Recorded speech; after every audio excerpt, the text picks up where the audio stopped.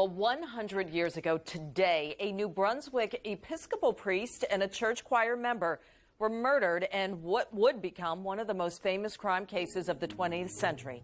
News 12's Brian Donahue has a look at a new exhibit and a play that explores the legacy of the case known as the Halls Mills murders. An unsolved murder with jilted lovers and a lurid affair. It's right here in Franklin. It captures the imagination. Over the past century, the nation has become used to sensational crime cases like the Lindbergh baby kidnapping or the O.J. Simpson trial.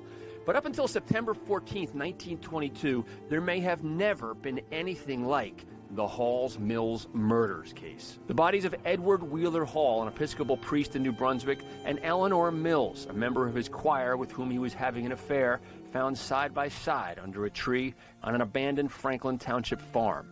Hall's wife, Frances Noel Stevens, two brothers and a cousin, all from wealthy families, were accused of plotting and committing the murders.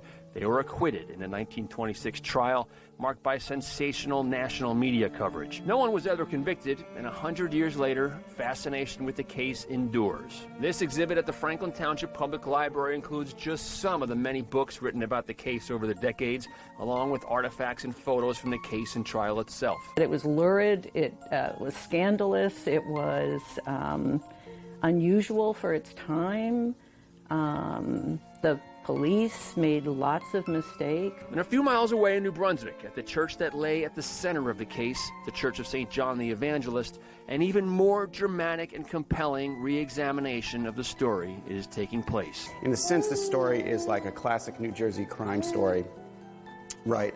But I think that we give sometimes up here too much of a hat tip to the gangsters. It's an immersive play based on the case entitled Thou Shalt Not. It's performed in the very church where Hall preached and Mills sang. It's a thin place where you can feel the story very alive. And so it's disturbing even for people who don't believe in ghosts. The play focuses on the life of the daughter of Mills, the slain mistress, who became a pariah in the church, and it explores themes that were missed in the breathless, lurid media coverage of the day and in many of the books written since.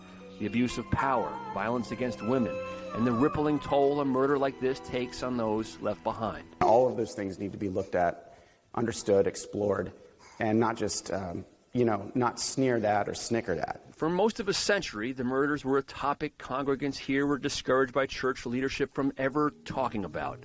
Now, this church is not just joining the never-ending conversation about the Halls Mills murders, but leading it into places it should have long gone. I'm Brian Donahue. That's Positively New Jersey. The play is produced by Thinkery and Verse Productions. It opens Saturday night and runs Thursdays, Fridays, and Saturdays until October 8th.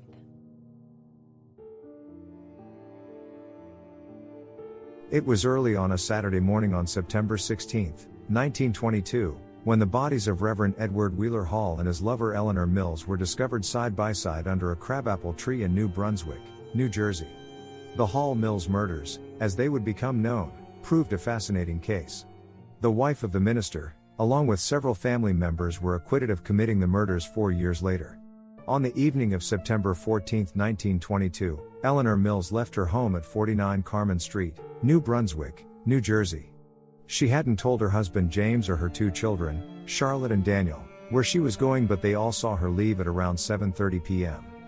Eleanor was in fact on her way to a meeting she had arranged earlier that day to discuss a payment she was due to make. She was to meet Reverend Edward Hall at her local church. The previous year Edward Hall had loaned Eleanor Mills the money to pay for surgery she and her husband couldn't afford. She had a kidney removed.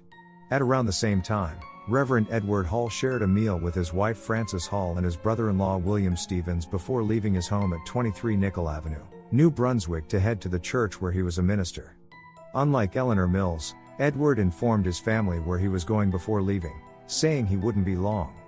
Later that night, at around 2:30 a.m., Frances went to get her brother William to tell him Edward had yet to come home. She asked if her brother would go with her to see if he was at the church. On arrival at St. John the Evangelist Episcopal Church, they found the church in darkness. As they knew he had met with Eleanor Mills that evening, the brother and sister headed to the Mills home. Seeing the home in darkness too, they decided to leave it until morning before continuing their search if Edward hadn't turned up in the meantime. Edward didn't return, and by the following afternoon, Frances Hall reported her husband missing. At 10 a.m. on September 16, 1922, Raymond Schneider, 23, and Pearl Baumer, 15, were walking along DeRussey's Lane. Their pleasant stroll soon turned to a frightful one when underneath a crabapple tree the couple saw two bodies.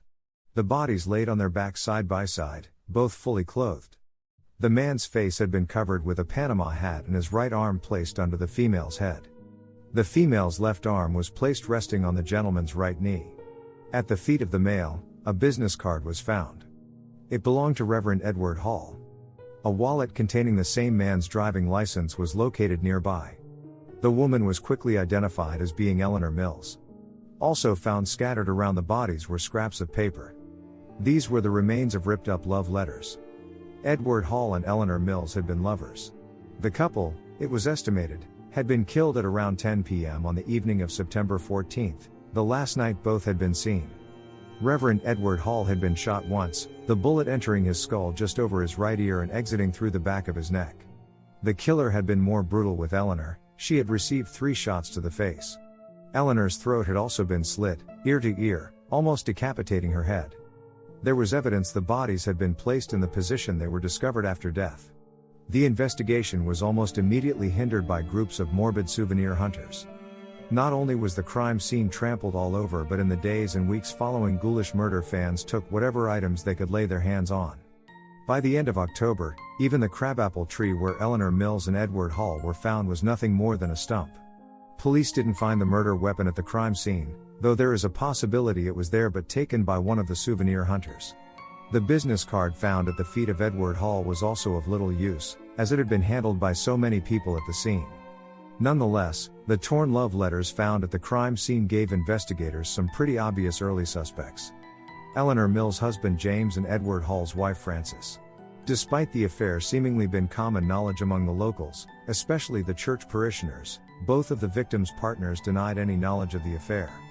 Police, however, found this difficult to believe. As well as Frances Hall, the investigation began to focus on the possible involvement of Frances' brothers William, a man with a known short fuse, and Henry Stevens.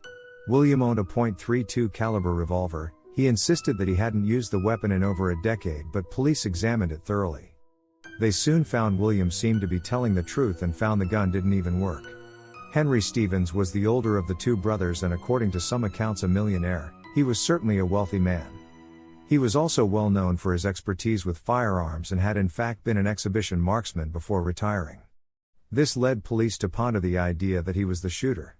Henry lived 50 miles away in Lavallette, New Jersey, and for the night of the Halls Mills murders, he was able to provide what seemed a solid alibi backed up by several witnesses. Nearly 3 weeks after the murders took place, police discovered a peculiar act undertaken by Frances Hall. Less than a week after her husband Edward Hall had been killed, Frances sent several items of clothing to Bornitz in Philadelphia. Despite being frustrated in the early investigation, by the end of October police would be given fresh hope, thanks to Jane Gibson. On October 24, Gibson, who was a pig farmer, which led to the media calling her Pig Woman, told police she had witnessed the Hall Mills murders. On the night of September 14 at around 9 p.m. her dogs began furiously barking. She assumed someone was trying to steal her corn and so went to investigate. Gibson spotted someone in the distance, so she got on her mule and went to track down the dark figure. As she approached, Gibson was surprised to see a group of 4 people near the crabapple tree on DeRussey's Lane.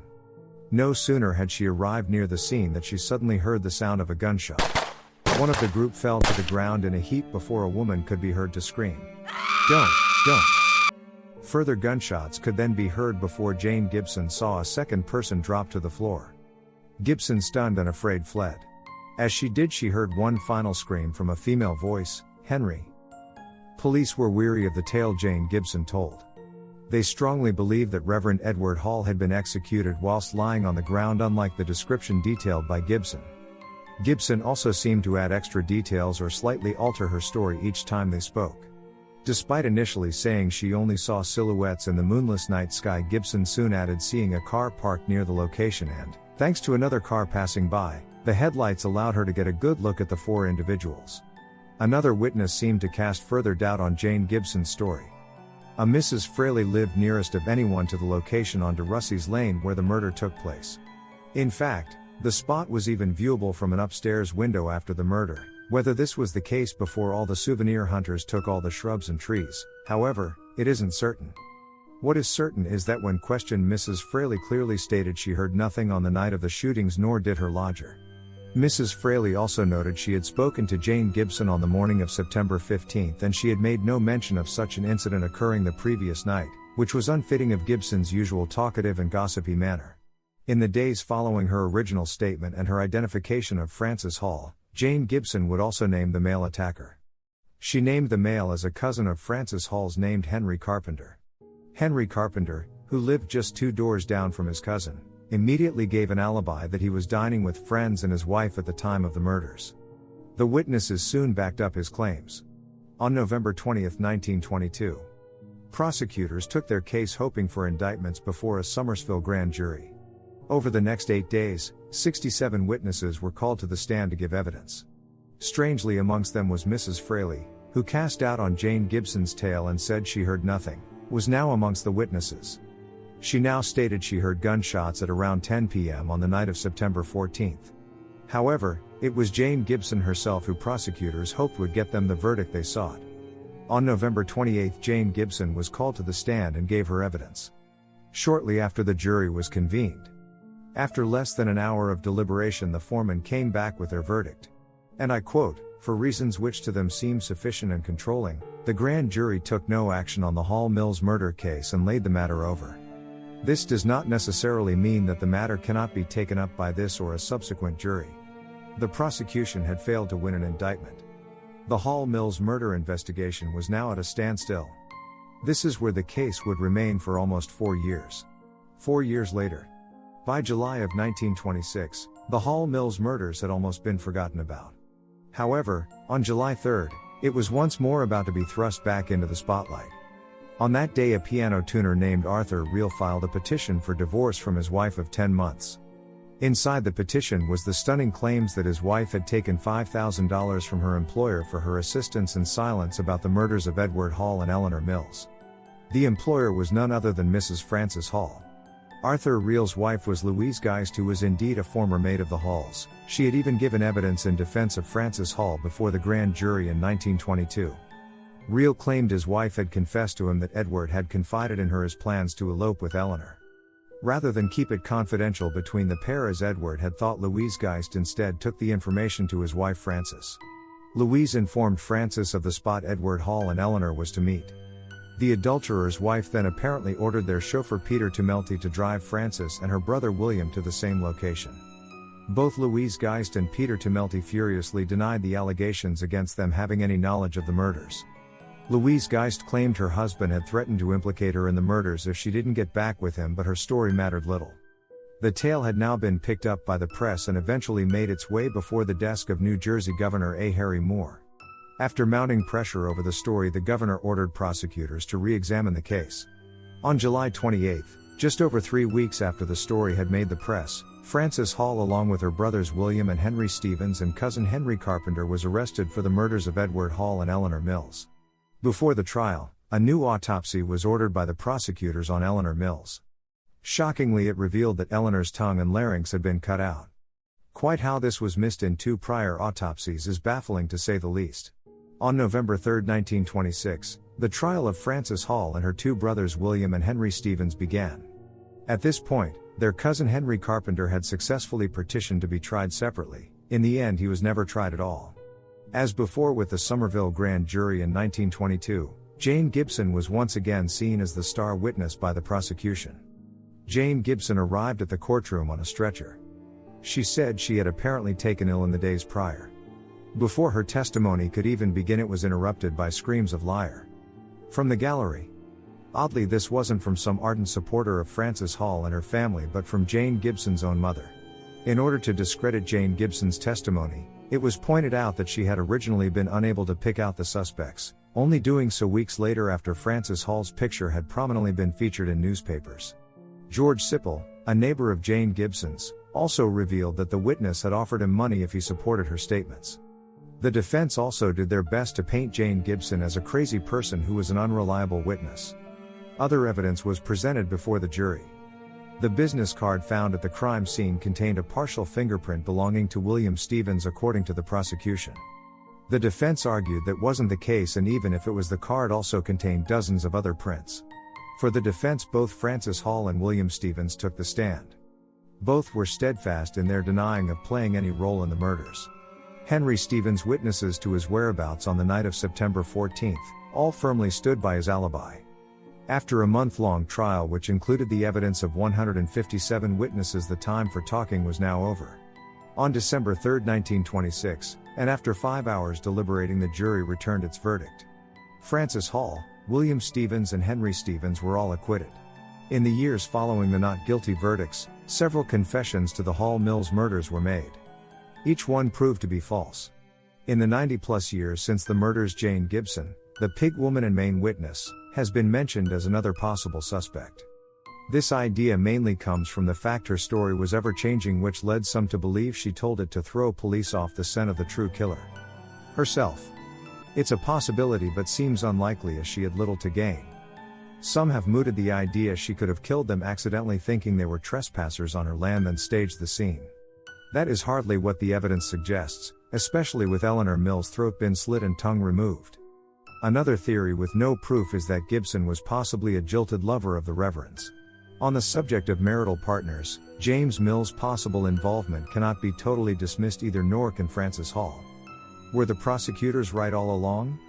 Did Francis Hall get away with murdering her husband Edward Hall and his lover Eleanor Mills with the help of her family?